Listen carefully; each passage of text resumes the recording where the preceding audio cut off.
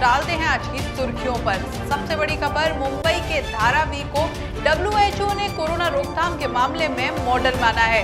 धारावी के बारे में WHO ने कहा है कि सोशल डिस्टेंसिंग, ट्रेसिंग और टेस्टिंग के जरिए कोरोना पर नियंत्रण पाया गया है। जम्मू कश्मीर में सुरक्षा बलों को बड़ी कामयाबी मिली है। 2 आतंकियों को ढेर किया और साथ ही AK-47 सहित कई आपत्तिजनक सामान बरामद किया है। राजस्थान की गहलोत सरकार को गिराने की साजिश, 2 आरोपियों को SOG ने किया गिरफ्तार। राजस्थान में कमजोर पड़ा मानसून, 2 से 3 दिन में फिर हो सकता है सक्रिय। साथ ही कई हिस्ट्री शीटर विकास दुबे की गिरफ्तारी और इनकाउंटर के बाद अब पुलिस ने उसके मददगारों पर भी शिकंजा कसना शुरू कर दिया है। चौबेपुर पुलिस ने कानपुर हत्याकांड में शामिल 2 अपराधियों को शरण देने के आरोप में 2 लोगों को गिरफ्तार कर लिया है। दोनों लोगों को उनके आवास से गिरफ्तार किया गया है। जानकारी के मुताबिक कानपुर की चौबेपुर पुलिस ने मध्य प्रदेश के ग्वालियर से आपराधिक पृष्ठभूमि वाले 2 लोगों को गिरफ्तार किया है। दोनों की पहचान ओम प्रकाश पांडे और अनिल पांडे के रूप में हुई है। आरोप है कि दोनों ने विकास दुबे के मददगार और वांछित अपराधी शशिकांत पांडे और शिवम दुबे को अपने यहां पनाह दी थी। गिरफ्तारी के बाद दोनों आरोपियों के खिलाफ आगे की कार्रवाई की जा रही है।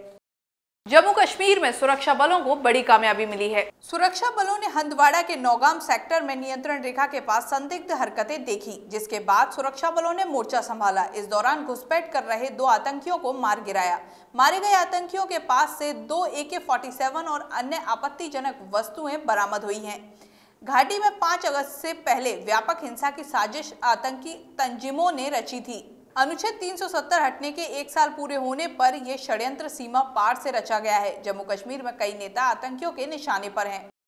WHO ने मुंबई की धारावी बस्ती में कोरोना रोकथाम के लिए किए गए प्रयासों की तारीफ की है। WHO के महानिदेशक ने ट्वीट किया कि दुनिया भर में कई उदाहरण हैं जिन्होंने दिखाया कि भले ही प्रकोप कितना भी ज्यादा हो, फिर भी इसे नियंत्रण में लाया जा सकता है। और इन उदाहरणों में से कुछ इटली, स्पेन और दक्षिण कोरिया और यहाँ तक कि धारावी भी है। संयुक्त राष्ट्र के स्वास्थ्य प्रमुख ने कहा कि मुंबई की धारावी में टेस्टिंग, ट्रेसिंग, सोशल डिस्टेंसिंग और संक्रमित मरीजों का तुरंत इलाज के कारण यहां के लोग कोरोना की लड़ाई में जीत ली है। जहां पर प्रतिबंधों को ढीला किया जा रहा है, वहां पर मामले बढ़ने लगे हैं। राजस्थान में मानसून कमजोर पड़ गया है। मौसम विभाग की माने तो 2 से 3 दिन में मानसून फिर से सक्रिय हो सकता है। मानसून के अक्षरेखा के हिमालय की तरफ उत्तर दिशा में खिसकने के कारण मौसम में ये बदलाव आया है, जिसके कारण अगले 3-4 दिन तक प्रदेश में बारिश की संभावनाएं कम है। कहीं कहीं पर छिटपुट बारिश हो सकती है। प्रदेश में मानसून कमजोर पड़ने के साथ ही तापमान में बढ़ोतरी का दौर शुरू हो गया है। मौसम विभाग के मुताबिक राजस्थान के अधिकांश हिस्सों में पारे में धीरे धीरे बढ़ोतरी हो सकती है। आज विश्व जनसंख्या दिवस है। बढ़ती जनसंख्या सभी के लिए परेशानी का सबब बनती जा रही है। पूरे विश्व की बात करें तो जनसंख्या 7 अरब से भी ज्यादा पहुंच गई है। वर्तमान में भारत विश्व का दूसरा सर्वाधिक जनसंख्या वाला लगभग 137 करोड़ की जनसंख्या का देश है। प्रतिवर्ष देश में 1 करोड़ 60 लाख लोग बढ़ रहे हैं और अगले कुछ वर्षों में भारत चीन को पछाड़कर विश्व में सबसे अधिक जनसंख्या वाला देश बन जाएगा और हमारी आबादी 1.5 अरब को पार कर जाएगी। भारत को बढ़ती जनसंख्या पर काबू पाने के लिए बहुत प्रयास करने होंगे। यदि जल्द ही जनसंख्या पर काबू नहीं पाया गया तो भुखमरी, बेरोजगारी सहित कई तरह की समस्याएं देश में आ सकती हैं। राजस्थान पुलिस की SOG शाखा को एक बड़ी कामयाबी मिली है। राजस्थान पुलिस की SOG शाखा राज्यसभा चुनाव के बाद से ही हॉर्स ट्रेडिंग के मामले की जांच करने में जुटी थी। SOG ने कई संदिग्धों के फोन सर्विलांस पर रखते हुए प्रदेश की कांग्रेस सरकार के तख्तापलट की साजिश से पर्दा उठाया है।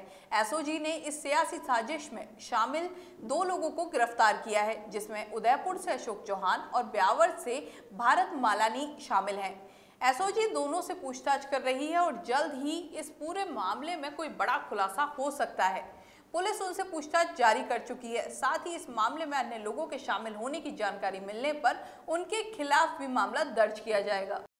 भारतीय रिजर्व बैंक के गवर्नर शशिकांत दास ने कोविड-19 को सबसे बड़ा आर्थिक संकट करार दिया है। उन्होंने 7वीं SBI banking and economy enclave को संबोधित करते हुए ये बात कही। वीडियो कॉन्फ्रेंसिंग के जरिए हो रहे इस 2 दिवसीय कॉन्क्लेव में कई वक्ताओं ने अपने विचार व्यक्त किए हैं। दास ने कहा कि कोविड-19 पिछले 100 साल का सबसे बड़ा आर्थिक और स्वास्थ्य से जुड़ा संकट है। इस वजह से उत्पादन, नौकरियां एवं स्वास्थ्य पर आधारभूत नकारात्मक प्रभाव देखने को मिला है। इस संकट ने पहले से मौजूद वैश्विक व्यवस्था, ग्लोबल वैल्यू चेन और दुनिया भर में लेबर एंड कैपिटल मूवमेंट को प्रभावित किया है।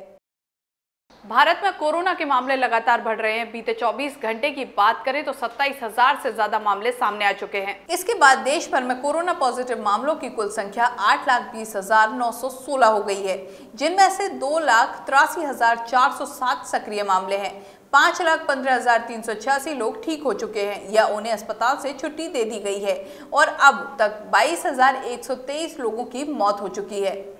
वहीं राजस्थान में पिछले 12 घंटे में 170 नए मामले सामने आए हैं। अलवर में 40, जयपुर में 33, उदयपुर में 31, नागौर में 21, भरतपुर में 17, झुंझुनू, बाड़मेर, प्रतापगढ़ और करौली में 3-3, सवाईमाधोपुर में 7 और कोटा में 1 मामला सामने आया है। प्रदेश में 2 लोगों की मौत हो गई है। प्रदेश में कोरोना के कुल मामले 23,344 हो गए हैं और मौत का आंकड़ा 499 में पहुंच गया है। ये थी इस बुलेटिन की ताजा खबरें। अगर आपको हमारा बुलेटिन और वीडियो पसंद आया है तो हमारे चैनल को सब्सक्राइब करना ना भूलें। नमस्कार।